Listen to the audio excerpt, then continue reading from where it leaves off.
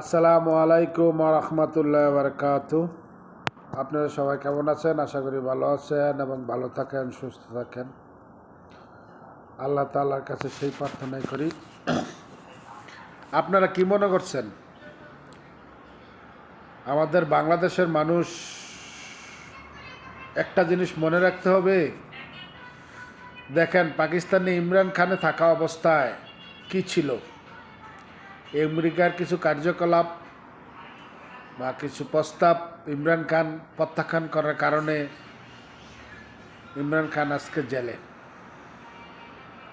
পাকিস্তানের অবস্থা কি এখন দেখেন, এখন কিন্তু তারাই ভিক্ষার ঝুলি লিয়ে ঘুরছে ভিক্ষার জন্য। তো আজকে বাংলাদেশের অবস্থাটাও তাই হইতেছে, কিন্তু আপনারা সেটা বুঝতে পারতেছেন না।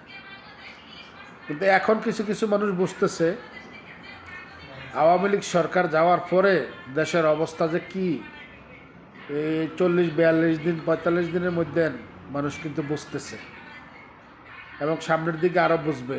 এখন তো মানুষ মনে করেন আলুর ভর্তা, পেঁয়াজ, কাঁচামরিচ দিয়ে ভাত খেতে পারে, দুদিন পরে এটাও মিলবে না।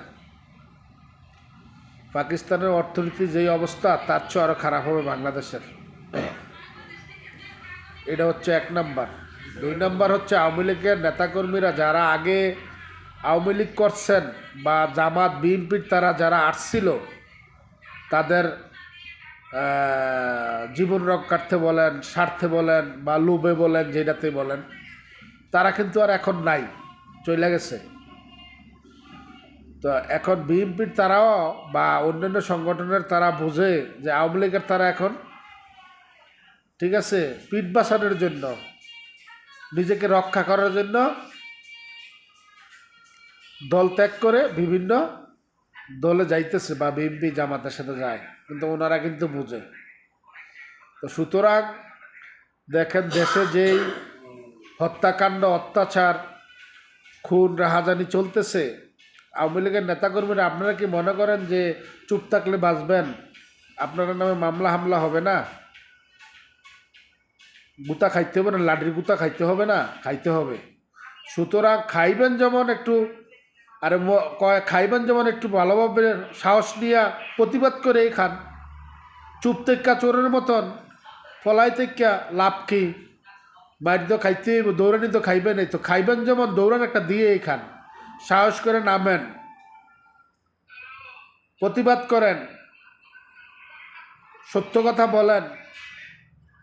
সোশ্যাল মিডিয়া সব জায়গায় মিথ্যা বলার তো দরকার নাই। মামলা তো খাবে নেই, দৌড়ান খাবে নেই। তারপরে তো আছে যারা এখন বর্তমানে মনে করেন নদী নালায়, পুকুর ঘাটে, রাস্তায়, বাড়ি ঘরে লাশ পাওয়া যাচ্ছে প্রতিনিয়ত। বাঁচতেন তো এমনিও পারবেন না, তো লাভ কি? প্রতিবাদ করে বাঁচেন, সংগ্রাম করে বাঁচেন, সমস্যা কি? আপনি প্রতিবাদ করলে আপনার যেই হবে, না করলে কিন্তু অবস্থা একই হবে।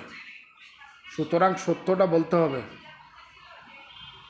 আমরা বাংলাদেশের মানুষ আবেগহীন, আবেগের বসবাস বেশি, আবেগ দিয়ে সব কিছু হয় না। আজকে সত্যি করে দেশের যে অবস্থা, যদি সেটা স্বীকার না করে যে না দেশের অবস্থা খারাপ না, ভালো, আগের চেয়ে, তাহলে হ্যার মতন মুনাফেক আর পৃথিবীতে হয় না। এমনি এখন লুকাইয়া না থাইকা প্রতিবাদ করেন, আসেন, যেটা হবার আপনি ঘরের কোনা বসে থাকলেও হবে, আপনার নসিবে যেটা আছে প্রতিবাদ করলেও হবে। তা আওয়ামী লীগ করছেন যারা, এখন তো জানে যারা হাইব্রিড বহিরাগত, তারা এখন নাই। নব্য লীগ যারা আছে তারা চলে গেছে, সুবিধা খাইছে, চলে গেছে। থেকে আওয়ামী লীগটা সুবিধা খায় নাই, কিন্তু এখনও রাস্তায় আছে। আসেন, যারা আছেন তারাই আসেন। আর এখন তো বিচার নাই, বিচার ব্যবস্থা শেষ। আপনি দেখেন এক সাইড, এটা তদন্ত রিপোর্টে হ্যাকটা হ্যাক রকম আসছে এবং মাওলানারা ফতুয়া দিছে এটা কোনো শহীদ না, আত্মহত্যা। তো এক সাইডে নিয়ে জাতিসংঘ তুলে ধরছে কত নির্মমভাবে মোজাম্মেলের মৃত্যু হয়েছে বিশ্ববিদ্যালয়ে, এটার কিন্তু কোনো কিছু না। তো এখন তাদের পুঁজিটা হচ্ছে এটাই, এখন যে পুঁজি এইটাই, এটা নিয়েই দুইয়া মানে চলবে যতদিন থাকে। এই ছাত্ররা মারা গেছে, সাইদ মারা গেছে, অমুকে মারা গেছে, শহীদ হয়েছে, এখন পুঁজি এইটাই, এটা ছাড়া আর কোনো পুঁজি নাই। তা আপনি একটা জিনিস বোঝেন, এই যে মুজাম্মেলের মতন লোক এত নির্মমভাবে হত্যা হইল, আরও কয়েক ছাত্রলীগের এক নেতা হত্যা হইল, এত নির্মমভাবে মানুষের হত্যা হচ্ছে, কিন্তু এগুলো কিন্তু তুলছে না।